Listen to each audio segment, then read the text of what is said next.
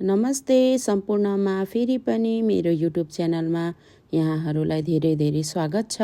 सबैलाई मनपर्ने French fry, त्यो पनि नेपाली स्टाइलमा आफ्नै भान्सामा यसरी बनाउनुहोस्। मैले चाहिँ यहाँ बिग साइजको 4वटा आलुलाई लिएर यसरी कटिङ गरेको छु। कटिङ गरेको आलुलाई राम्रोसँग पखाल्नुहोस्।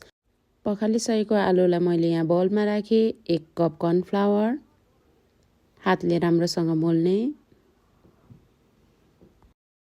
ग्यासमा पेन राखेर आवश्यक अनुसार तेल राख्ने। तेल तातिसके पछाडि आलुलाई मैले एउटा एउटा गरेर पालै पिलो तातिएको तेलमा राखेको छु।